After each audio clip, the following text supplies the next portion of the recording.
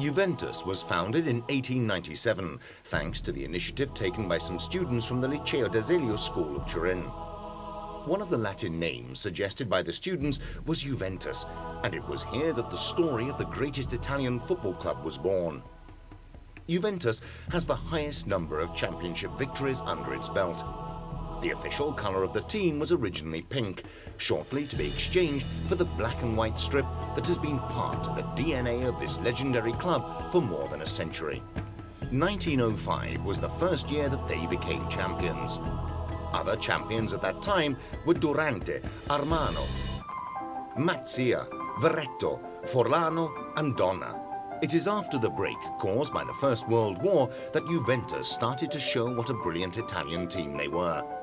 In spite of their rivals, who were great teams such as Genoa, Provercelli, Milan and Inter, Juventus still won their second championship in 1926. This championship is particularly important due to the fact that it was the first for the Agnelli family.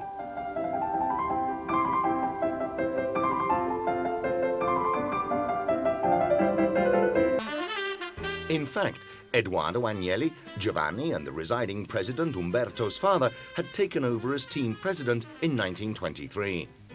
By 1926, there were players such as goalkeeper Combi and fullback Rosetta, who after 10 years was still in the lineup of the team that had won 5 consecutive championships. 1931 saw the start of one of the greatest periods in Juventus's history, leading to their 7th championship won in 1935. Apart from a few changes, from one season to the next the team is made up of Combi, Rosetta, Caligaris, Valli in the first, Borrell the second, Monti, Cesarini Ferrari and Orsi. The most famous in the team was probably the Argentinian Renato Cesarini, who nearly always scored in the last few minutes of the game. In 1934, Vittorio Pozzo's national team won the World Cup, a first for Italy. The Italian team had 9 Juventus players in it. After the victories in the 30s, it will take more than 15 years for Juve to win the championship again. The post-war team from Turin has 2 new leaders, Gianpiero Boniperti and Carlo Parola. After the tragedy of the Second World War, Italian football was dominated by Turin's other side, Torino. A great derby took place at the Comunale, the stadium that was to become home for Juventus from 1934 onwards.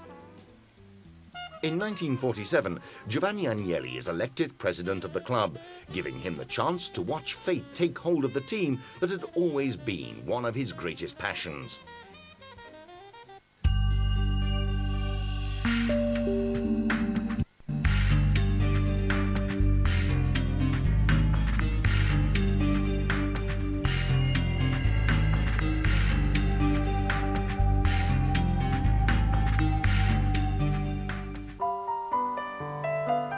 Juventus starts the 50s in the best possible way, by winning their 8th championship. The 1949-1950 team is probably the strongest one that ever played. The main elements in this team are Piola, Muccinelli, the 2 Danish players, Hansen and Prasset, and most of all, Gianpiero Boniperti, whose name will remain linked to the fate of this team for many years. The results of that year clearly demonstrate the strength of the Juventus team. 6-2 against Como and against Palermo, 5-2 against Fiorentina, 6-1 against Genoa, a double victory against their cousins Torino, winning 4-3 and 3-1, and so on. The defence also made a major contribution to their game.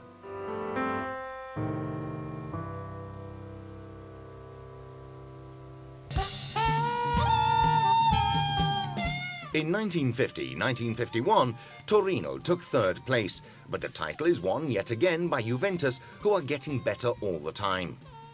Boniperti is the symbol of the team, and the maturity that will later be defined Juve style. The most worrying rival of the time is Milan, current reigning champions. Milan are also going through an important period in their history. There are 7 championship points separating them from Juve at the end of the season. In the following year, they repeat their win, this time winning by just 2 points, But in terms of entertainment, there is no comparison between the 46 goals scored by the championship winners Inter, run by Alfredo Foni, and the 73 scored by Juventus. Times are about to change. After another second place in 1953-54, in the following 3 seasons Juventus are swamped in the middle of the table. With a few adjustments within the club and a new determination, there will soon be a new Juve and another legendary period in Juventus history.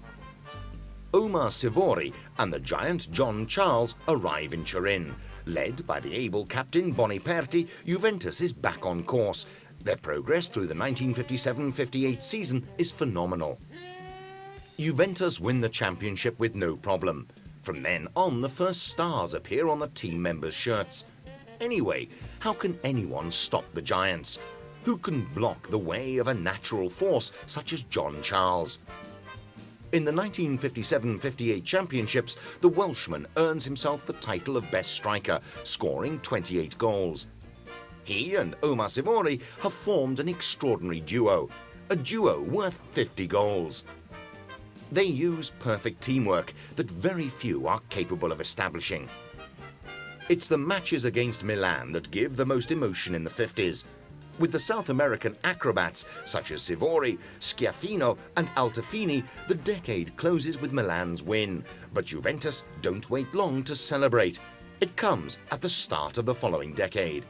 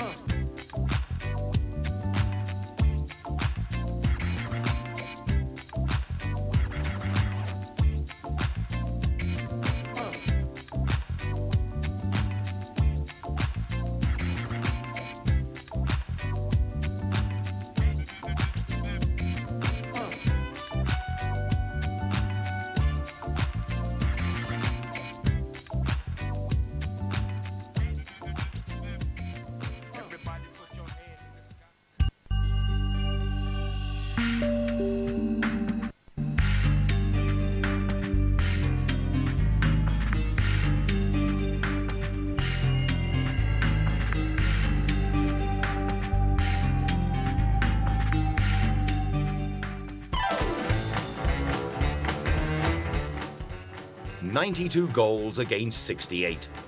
These scores are the difference between first and second place in the 59-60 championship, Juventus and Fiorentina. The 3-1 score in favour of Juventus is the result of a hard-fought match. The 11th championship can't slip through their hands. The Juve Demons demonstrate their supremacy in the away game. Juventus are a brilliant team, with incomparable players such as Boniperti, Charles and Sivori, who are destined to fill the photo albums of the Juventus supporters. The support team, led by Carletto Parola, who many times sat on the bench as the trainer, also merit the credit. Vavassori, Matrei, Gazzena, Sati, Castano, Emoli, Cervato, Colombo, Leoncini, Montico, Nicolè, Stacchini, Lo Iorice, Stefanello, Rossano, Voltolin. Other great victories were the 7-0 against Alessandria, 6-2 on Marassi's turf against Genoa, the 5-1 result against Padova.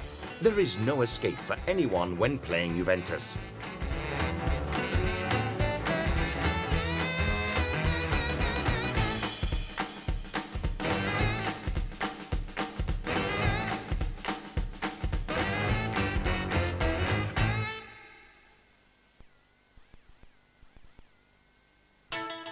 The following year, the championship seems a replay. Juventus are on form again. Amongst the brilliant scores is that of 9-1 against the Inter Junior team. The announcement by Boniperti is more important than the result. The great Giampiero has decided to end his football career, and for Juventus, a great chapter comes to an end. Juventus slide to 12th place in the 1961-62 season. This is their worst positioning in the decade. Luckily, something that will not repeat itself. In this period, the derby against the Bulls of Torino is memorable. A cascade of goals and great competitiveness. A very unexciting period starts for Juventus. These are the years of Helenio Herrera's Inter, who win 3 championships, interrupted only by the win of Giacomo Bugarelli's Bologna. We need to wait until 1966-67, when the trainer with the same initial as the famous Inter coach Helenio Herrera takes over Juventus. His name is Heriberto. In fact, this season has the plot of a mystery movie, solved in the very last scene. The structure of the Juventus team boasts a surly defence. Players such as Castano, nicknamed The Rock, and Salvadori make a firm obstacle in front of the goalkeeper, Anzolin. Juventus overtake on the curve, and as usually happens in these circumstances, when the risks are higher, their satisfaction is also greater. The following season isn't a great year for Juventus in Italy, although better in Europe, where their participation in the Champions Cup gets them to the semi-finals. Juventus is making changes in the hope of new victories. Players like the Sicilian Pietruzzo Anastasi stand out from the rest. The supporters see in him an authentic symbol and goalscorer that is out of this world. The Juventus number 9 soon becomes a danger to his opponents. Whether it's Toro or Inter, his goals are always perfect.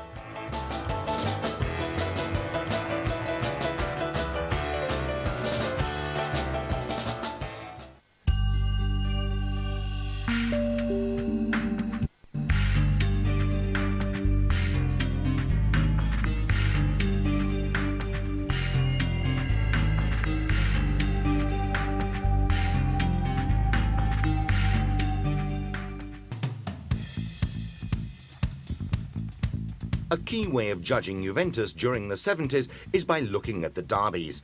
They were certainly the best games played by Juventus during the decade. The fight against their cousins from Turin came to a head in the 75-76 season, when the championship was won by Torino and then by Juventus 51 points to 50 the following year. The 70s are marked by games played with great artistic talent and extraordinary performances by Zoff and Castellini, Bettiger and Graziani, Pulici and Boninsegna, Gentile and Claudio Sala, Furrino and Pecci. These are the ingredients that favour the Turin derbies.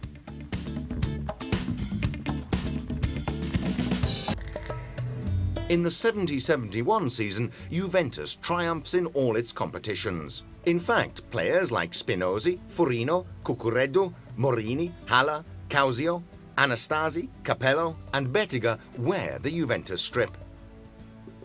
71-72 is a fantastic year for Juventus. The team that is coached by Vic Palek plays brilliant football to the delights of its public. It looks like the right year to climb back onto the podium, but when bad luck strikes after the Juve-Fiorentina match, stopping Bobby Goal's playing due to chest problems, doubts fall over the future of the team. The answer lies in the last day of the championship. Juventus, playing in front of their home crowd, win against Vicenza, giving them their 14th championship. Their left wing, gifted with a brilliant header and extraordinary football brain, will soon sew the championship badge onto their shirts after 5 years. As soon as Gianpiero Boniperti arrived at Juventus, he bought himself a present from Naples, the best Italian goalkeeper of all time, Dino Zoff, who was adored by the Juventus supporters. The 72-73 season is extremely captivating, with Juventus honouring its title by staying high up in the table. In addition to this, Juventus also took part in the Champions Cup with quite good results. The end of the championship was nail-biting, and there was no room for the weak-hearted. The last day sees Milan leading Lazio and Juve by 1 point. Then something incredible happens. 10 years after the major defeat for Inter, Milan beat Verona 5-3. But Lazio, who are playing at Naples, don't take advantage. Unlike Juve, who are playing Roma. A few minutes from the end, they get their victory and the championship thanks to a brilliant goal by Cucureddu. In 1974-75, new faces are seen on the Juve team. For example, Scirea and Claudio Gentile, whereas on the bench there is the welcome return of Carletto Parola. The 16th championship is fantastic.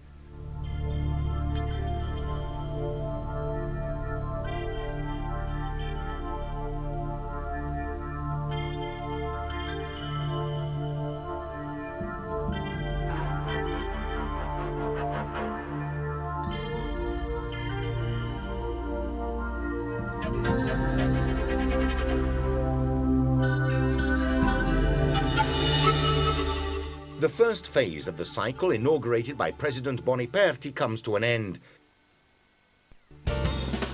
From here on, striker Giovanni Trapattoni's name will be associated with that of the coach. 10 years of victories and fantastic teams are to follow.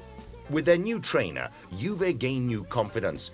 There is no better man than him to recharge their competitive batteries.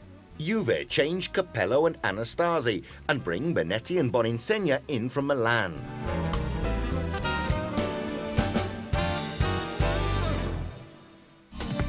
The championship is in Turin's hand. It's a brilliant header that sees Juventus guarantee its win with 51 points. After 30 games, Juventus lead their rivals by 9 points. For Torino, there isn't the pleasant surprise of the previous year. In Genoa, Juventus don't make a mistake in the 90 minutes played, making it their 17th championship.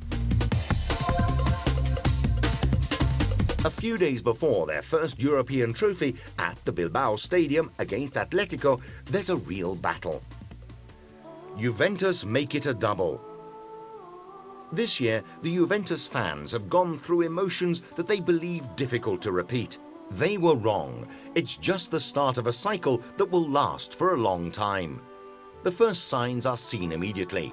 The 77-78 season is led by Juventus, who score brilliant goals repeatedly. Cabrini rarely played, but the team was so strong that even without such a player, they win anyway. At the World Cup in Argentina, there were 9 players from Trapattoni's team in the national squad.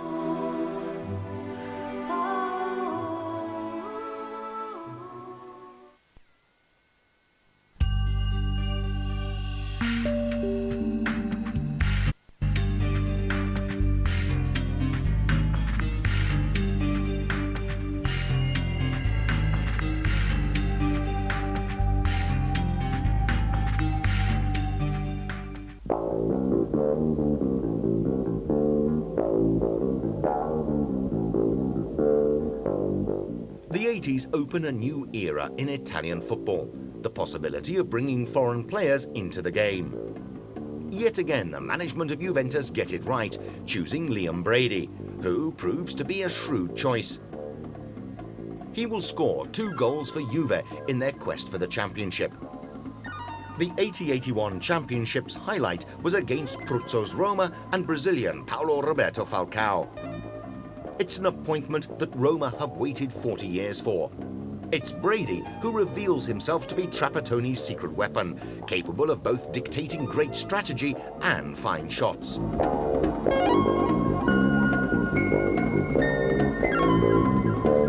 The following year, Juventus play a head-to-head with Fiorentina that continues up to the final whistle. Juve take their 20th championship and triumph over Fiorentina for the second time that season, having also won their away game.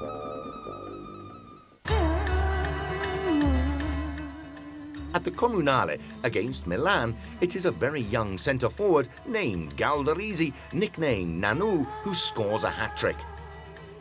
This means that this year the Devils are destined to slide down to Serie B. In one of the most exciting derbies of the 80s, Juventus finds itself losing 2-0, but with great courage they stage a comeback before losing 4-2.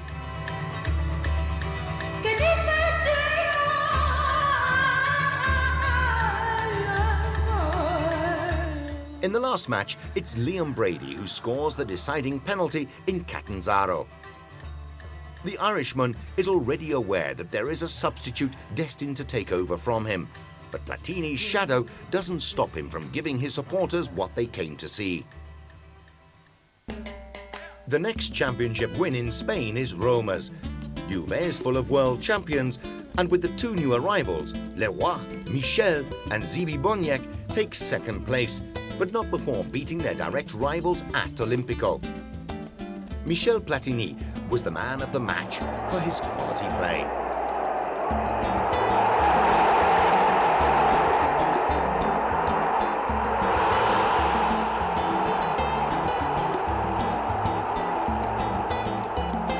The Champions' Cup was to be the worst delusion for Juventus. Their arrival in the championship was extraordinary. Spectacular matches, won brilliantly, but in the final against Hamburg, everything went wrong. The repeat game was to be in a few years' time.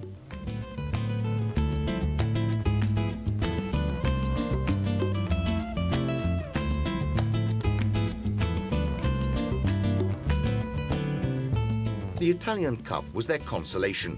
Juventus were back on the podium. It's Michel yet again in a return match that went into extra time to overturn the 2-0 lead taken by Verona. Thanks to Platini, Juventus starts to tie long sequences of success to its belt. This is just the beginning.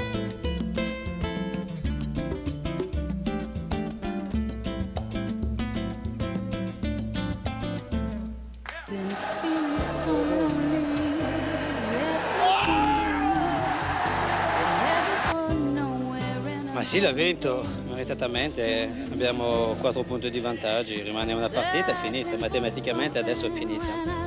The 83-84 season is one of the most successful in Juventus history.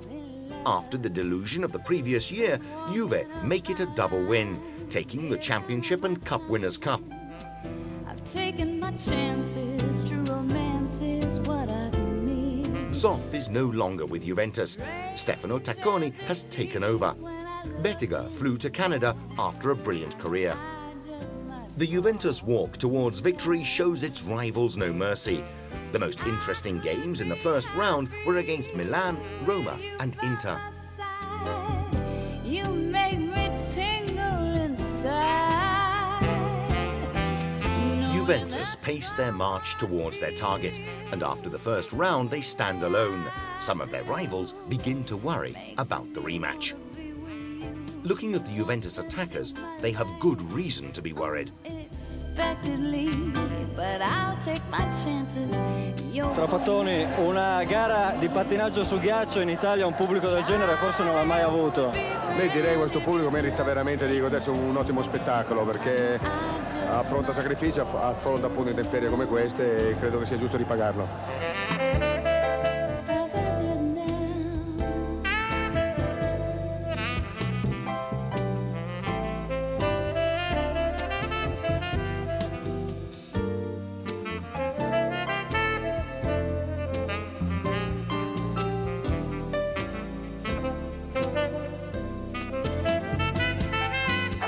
Può essere considerato il più bel primo tempo da quando sei qua in Italia.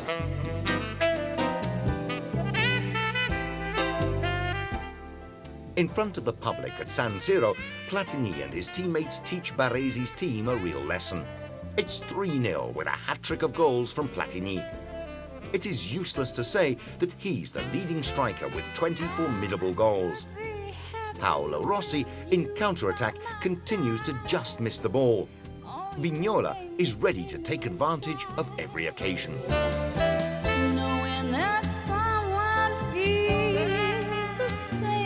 3 days from the end of the championship, Juve played away to Inter. The victory is assured by Cabrini with a great shot from outside the area. Platini is served with a goal on a silver plate from Boniek. There are no more doubts. In Trapp's fist, there is a well-earned Italian championship shield. In your eyes, I just might fall in love. I just might fall in love. Senti, che voto daresti a Platini a fine campionato? A te la lavagna, eh? Che voto, scusa, non possiamo anche fare il giocatore, anche fare il giornalista. Ma tu puoi farlo. Voi siete pagati per fare il giornalista e noi per fare il giocatore. Le voti le date voi. 7,5? Non lo so, se lo dici lei.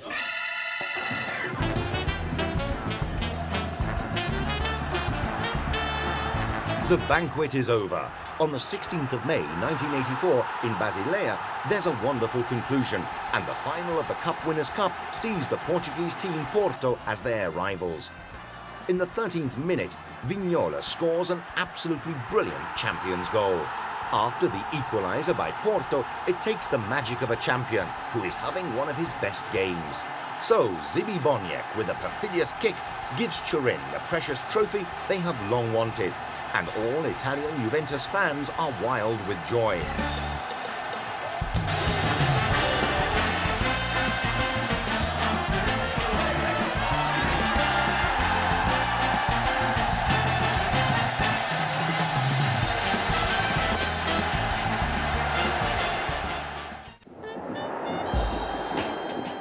The 84-85 championship, for the first time, takes the road to Verona, and Juventus let them do it.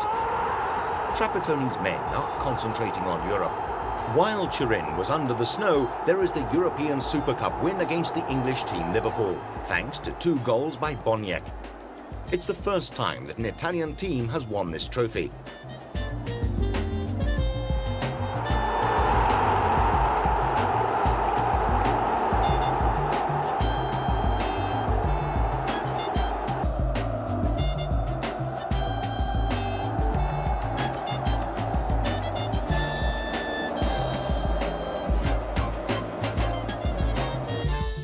On the 29th of May 1985, there's a new carnage. This time it's the final of the Champions Cup played in Brussels. What should have been a party turns into a terrible tragedy. 39 people die in the incident. 1985-86, Juventus are European champions, and they prepare to conquer the Italian throne. They take it from their cousins. Aldo Serena scored a brilliant goal from the corner taken by Cabrini. Another goal confirms the Juventus supremacy.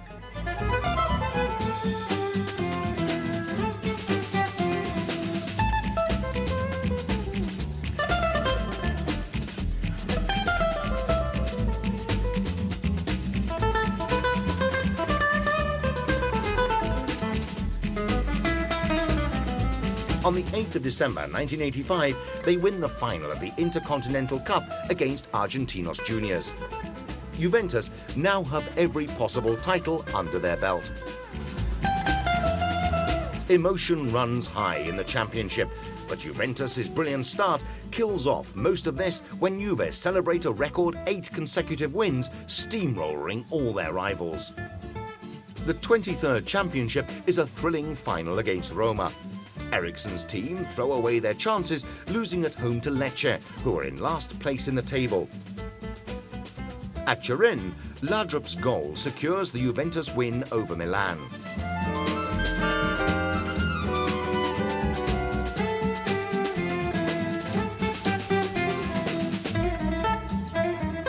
The championship is celebrated in Lecce. The first extraordinary goal is by Mauro. Veteran Cabrini makes it 2, and finally the goal on the counter-attack by Serena secures the championship for Juve.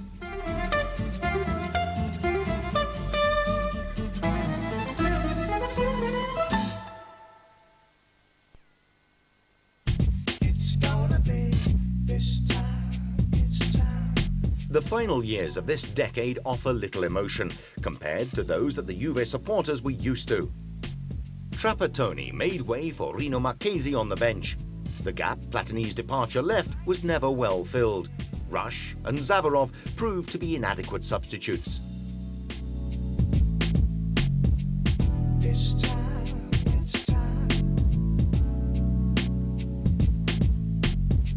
The arrival of Dino Zoff on the bench brings back some of the faith lost in the past, although the death of the Juventus player Gaetano Scirea shocks the team.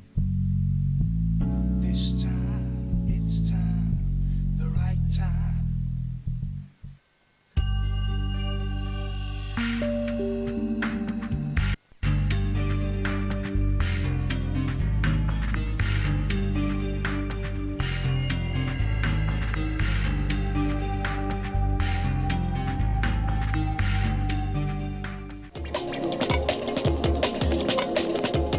The first season of the 90s sees two new attackers in the Juventus lineup, Toto Schillaci and Pierluigi Casiraghi. But it's midfielder Roberto Gallia who scores the deciding goal at San Siro against Milan, where Juventus win the Italian Cup, the first of the two trophies that Dino Zoff will leave as an inheritance, leaving the club at the end of the season.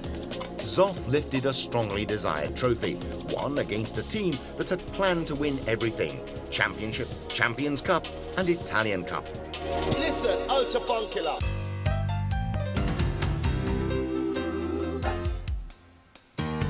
The other important victory is the UEFA Cup, the second in Juventus' history.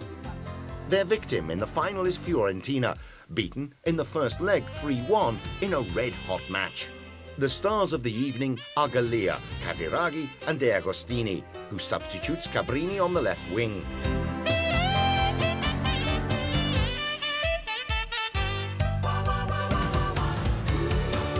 The 0-0 draw in the second leg sees the cup go to Juventus.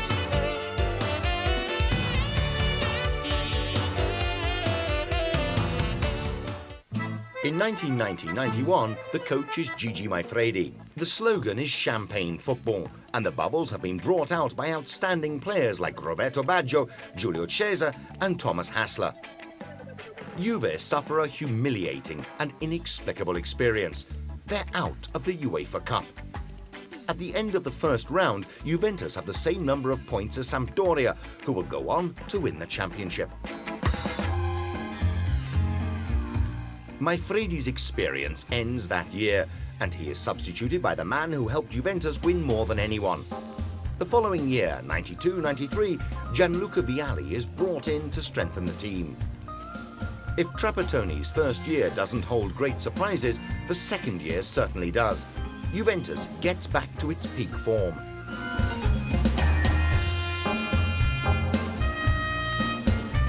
Winning Juventus' third UEFA Cup makes the season with Vialli and Baggio even more precious.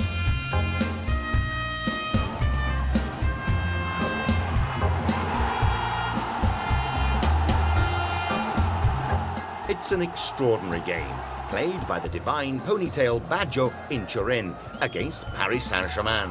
Juventus win thanks to an equaliser and then winning goals from Baggio.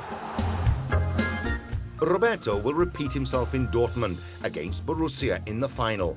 This wonderful season, played fantastically well by Juventus, earns them the Golden Ball Award.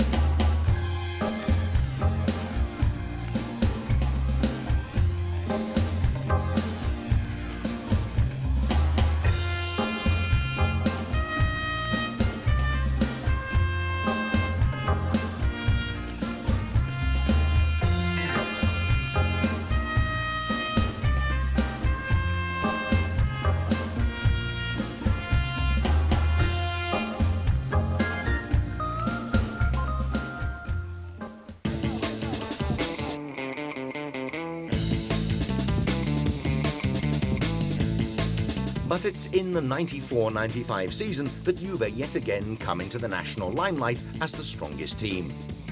Marcello Lippi is the prophet of this change. His apostles are Vialli, Ravanelli and the young Del Piero, who is going after Roberto Baggio's shirt. The Juventus championship is devastating for everyone around them. Their pressing ability, astuteness and technical ability are authentic pearls. Not a Sunday goes by without Juve spellbinding the terraces with their brilliant football. No team seems able to stop them in their tracks towards their 23rd championship.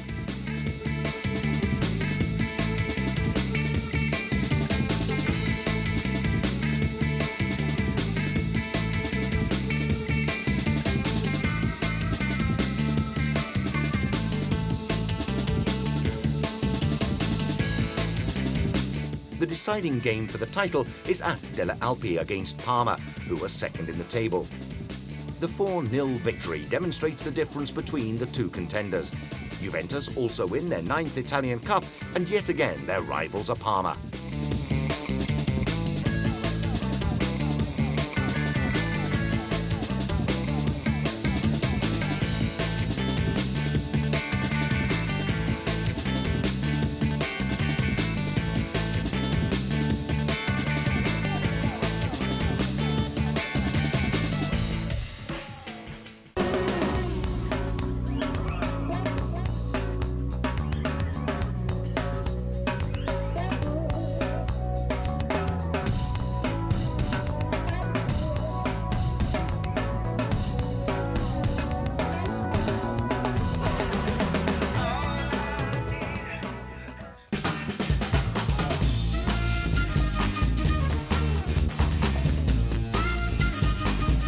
Lippi's team had all the necessary elements is evident the following year, when Juventus play with unequal determination to win the trophy that signified victory, but coincided with the blackest day in football history, that of the Champions Cup.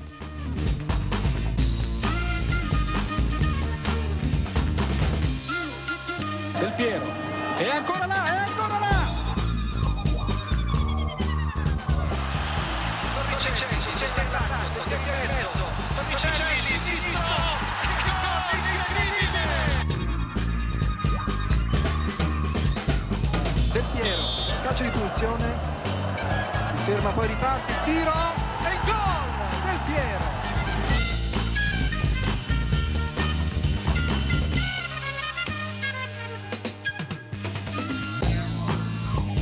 Pesca bene Jugovic, zona tiro, destro, gol, gol!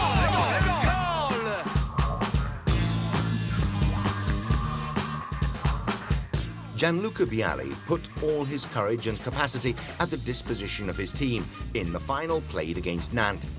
The class and power were a wonderful mixture.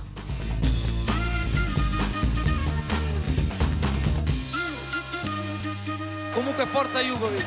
Jugovic, già campione con la Stella Rossa, deve vincere la Coppa dei Campioni con questo calcio di rigore. Attenzione, tiro! Ed è gol! Ed è gol! Applausi, abbracci alla Juventus, applausi ai giocatori, abbracci a Peruzzi. La Juventus è campione d'Europa, battendo l'Ajax, la squadra di Marcello Lippi è salita sul tetto d'Europa. In the 1996-97 season, Juve, who were stronger than ever after the arrival of Zidane, continue their winning cycle, started 2 years earlier. After the Championship and Champions League, it's time for the Intercontinental Cup. Now Juventus really can look down on the football world from a higher step. Even in the Championship, Juventus, after their pause, are back in devastating form. To really put the cherry on the cake, they also win the European Super Cup. In the second round match against Paris Saint-Germain, Pinturicchio is not easily forgotten. Attenzione, attenzione! 2 volte Del Piero e gol! Bravissimo Del Piero che ha sfruttato una doppia indecisione di Lugan.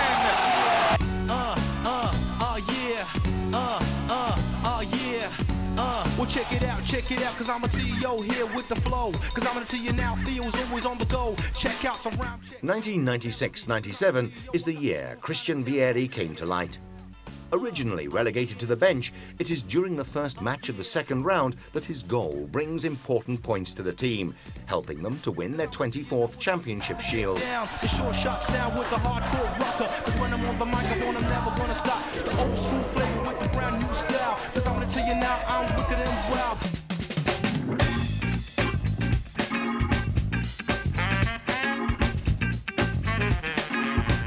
The 97-98 season is opened by the victory of the second Super Cup League.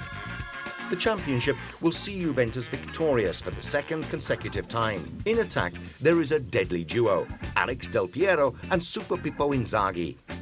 Despite the perplexity of the efficiency of the team managers, the Juventus duo scores a total of 39 times.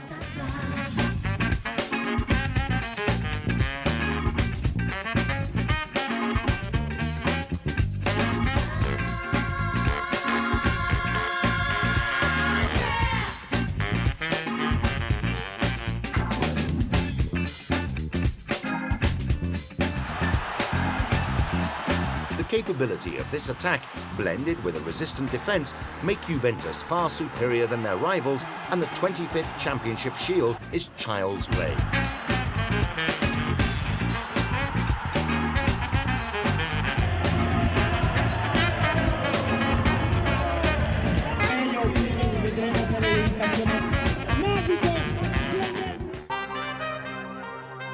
The following season, Lippi leaves the bench halfway through the championship and Carlo Ancelotti replaces him.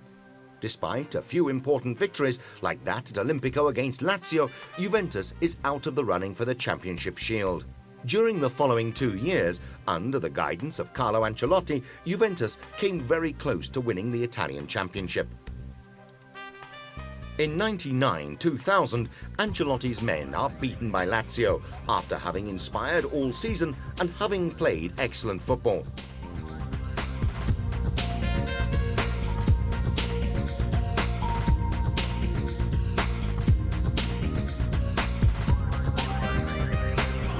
The following year, Roma had various problems during the championship, which gave Juve hope of a victory up until the end.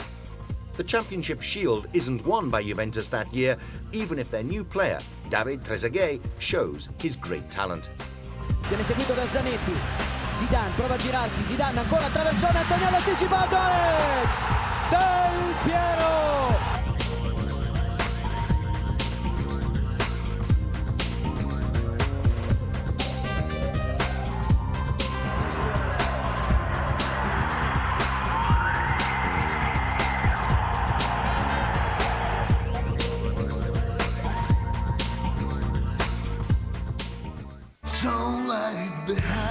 The club wants to make changes, so they bring Marcello Lippi back to the bench. The team he is given is extremely competitive. The new players are Thuram, Nedved, Buffon and Salas. Alex Del Piero is the new Pinturicchio. Everyone knew before his injury. Dreaming is prohibited for the players and supporters of Juventus. Their name is in history, and the future is theirs. Got nothing to lose.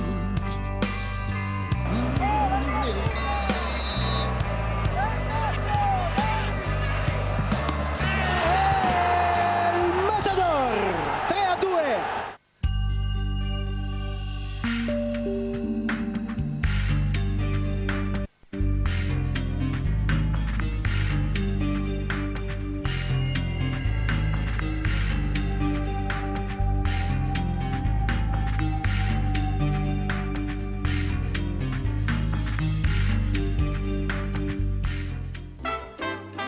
Gianpiero Boniperti has been one of the most important representatives in Juventus history, not only for his time spent as a player, but also his time as an executive for the team is marked with success and moments of glory. Gianpiero Boniperti in both roles has been part of the Juventus story from 1946 to 1994, from the first game with Primavera until his retirement from the club, where he was managing director. Boniperti's star started to shine in Turin. This young player, who was born near Novara, immediately demonstrated his talent, ever more so in the derbies where he was awarded man of the match. He still holds his goal-scoring record today. Numbers speak louder than words. He scored 179 goals, played 460 games, won 5 championship shields and top scorer. As president, he won 9 titles, 3 Italian Cups, all European Cups, and also the Intercontinental Cup. His talents are obvious by just watching his tactics change during the years. In the 50s, as a forward, he scored numerous goals. The following year, whilst playing alongside the Hansen twins, he became an extraordinary leader for Juventus.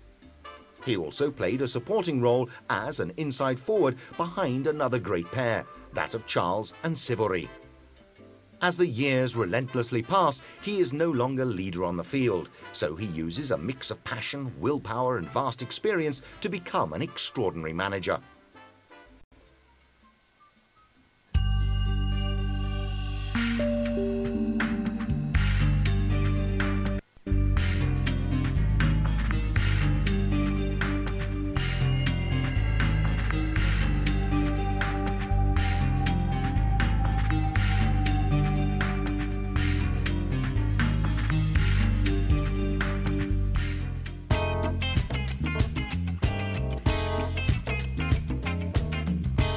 Omar Enrique Sivori is certainly one of the most incredible players to have had the privilege of wearing a Juventus shirt.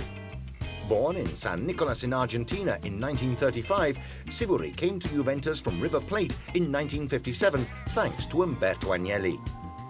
When the angel with a dirty face came to Juventus with Maschio and Angelillo, he was already a myth, but his fame was destined to increase during his 8 years at Turin.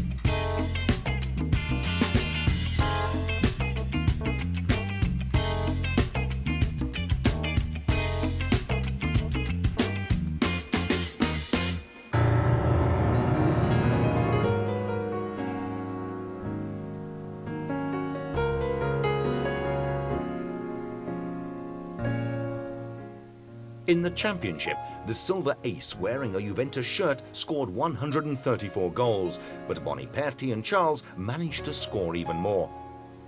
Sivori wasn't only capable of scoring and passing the ball, his game was full of intelligence and originality worthy of Hollywood. His way of playing football would always amaze and entertain his supporters. He also amazed the defence of rival teams, who inevitably went to any measure to try and stop him. He had the capacity to mock his rivals with his astonishing moves like the tunnel, which he did so skillfully. With his socks constantly down, he took many knocks during the games. He had a difficult temperament, at least on the field, which often saw him in brawls or at least unpleasant arguments. But that was Omar Sivori. He is remembered by Juventus supporters for both his ability and his temper.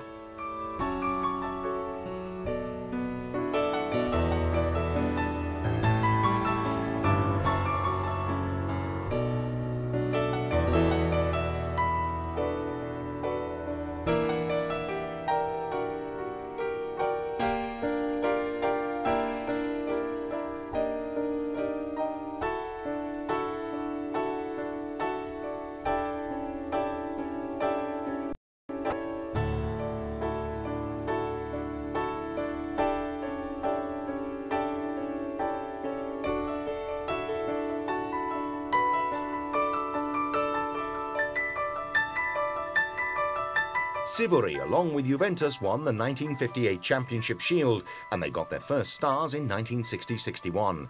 They won 3 Italian Cups in 59, 60 and 65, and also in 1961, Sivori won the Golden Ball Award. After 8 seasons with Juve, he moved to Naples. Many years later, he will return to Juventus, a testimony of the strong tie he had with the club. His new role will be that of talent scouting on the South American circuit.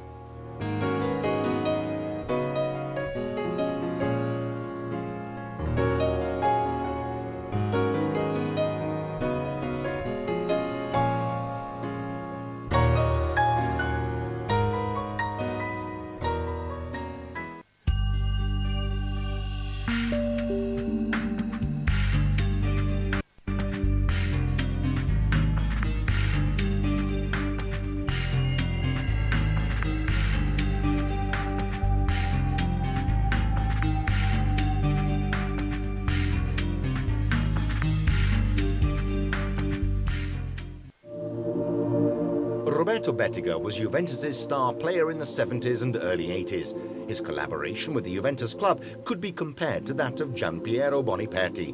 Bettiga, on ending his brilliant career as a player, then moved to a desk job. By remaining with the club, he hoped to help keep them on the top. For this was the club where he had spent unforgettable moments of glory.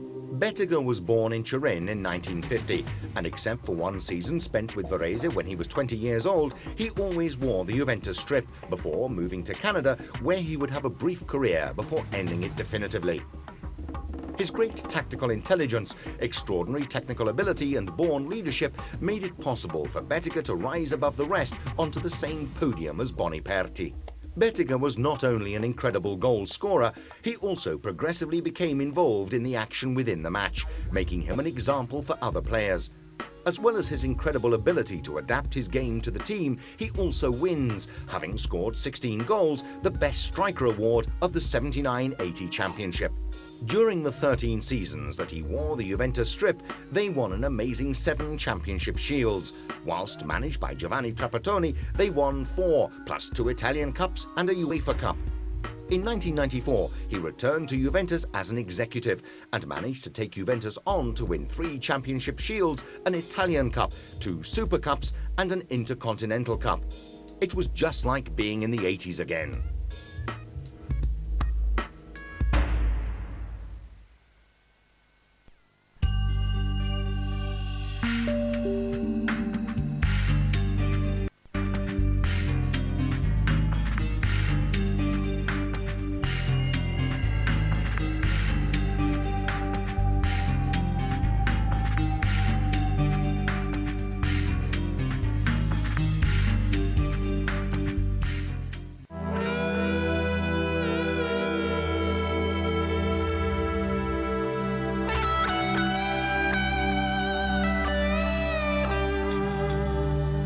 Very few Juventus players have been adored by the Juventus supporters as much as Michel Platini.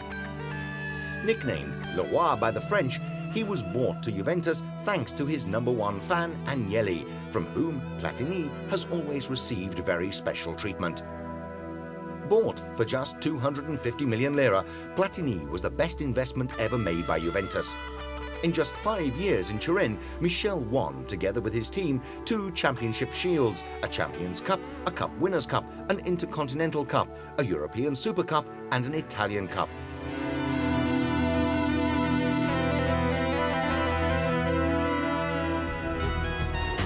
To expand his personal awards, he won 3 consecutive Best Striker awards, and from 1983 to 85, he also won the Golden Ball Award 3 consecutive times.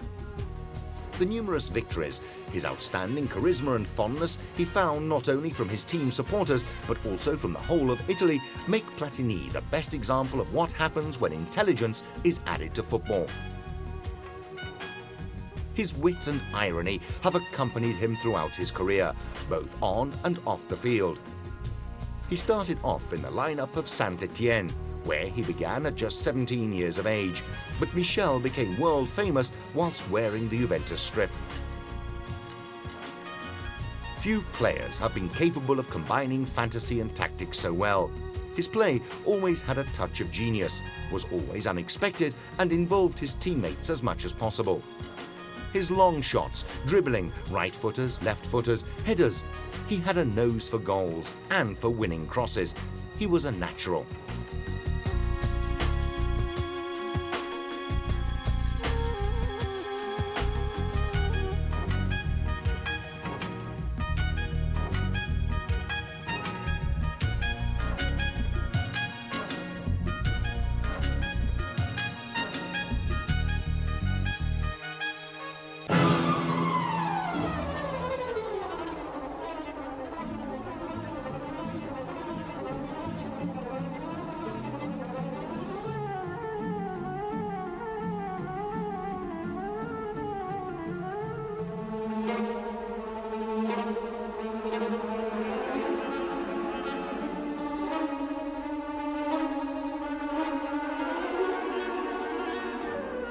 His goals will be recorded in history as rare pearls. Whether it be a free kick or a penalty, Platini would nearly always get them in the net. Michel withdrew from the game when he was 32 years old, although still in perfect form. He then became the coach of the French national team, and then organizer of the France '98 competitions, and finally sat at Blatter's side on FIFA's authority body. Le Roi has always had a preference for important tasks.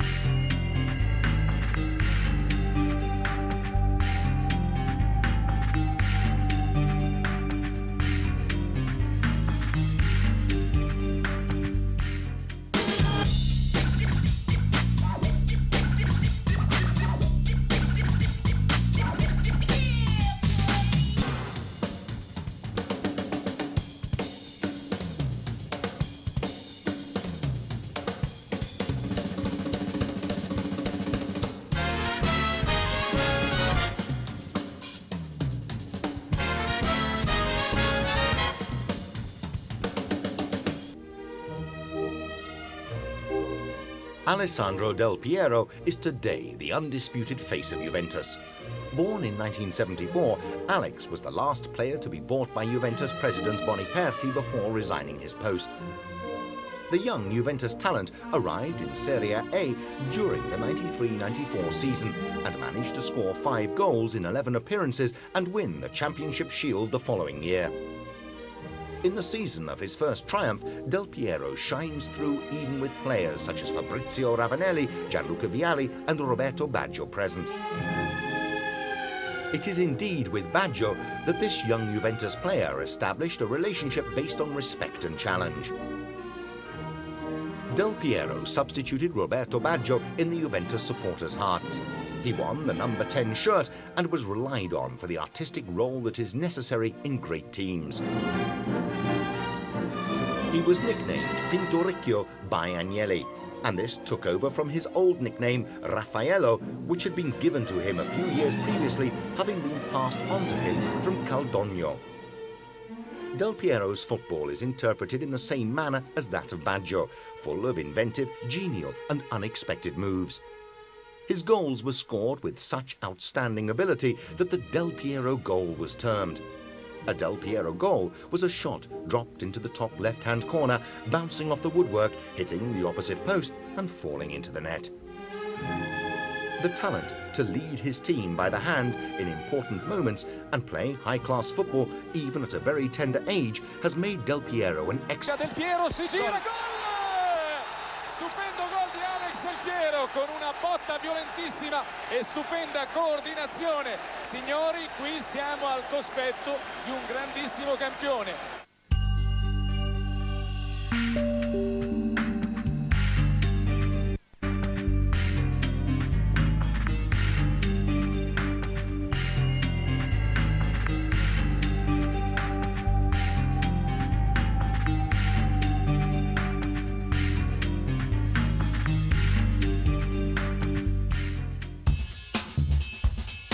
When, in the summer of 1996, Zinedine Zidane landed the job at Juventus, all their supporters immediately thought that they had found Michel Platini's heir, and he came up to their expectations.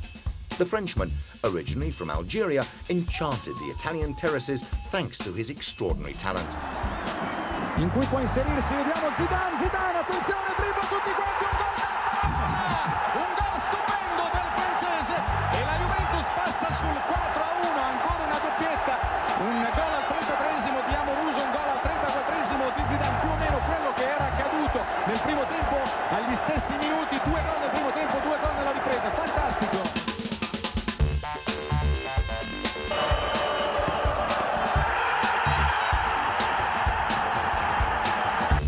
So, just as Platini did thanks to his experience with Juventus, Zidane also had to mature and show his worth. 2 championship shields, a European Super Cup and an Intercontinental Cup with Juventus, a World Cup and a European Cup with his French national team during his stay at Juventus. His strong point was the extraordinary capability to receive the ball, keep it and pass it perfectly to his teammates. A perfect description of a rare player, Zizou, as nicknamed by his friends and supporters, is surely one of the greatest artists of these years.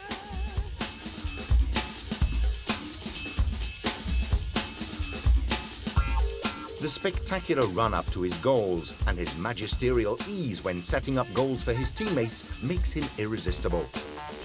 No one has found the solution for blocking Zidane goals. His shots are always strong and precise, his headers on target and his place kicks are deadly. Zidane's maturation whilst with Juventus became evident in all aspects, tactical, technical and physical. From a normal player who favoured waiting for the ball before going into action, he became an all-round player capable of helping the defence, press and tackle his rival without fear or physiological or physical qualms. The Golden Ball Award in 1998 was the crowning of a team effort that had Zizou as its star, but was also an award merited by all Juventus team and staff members.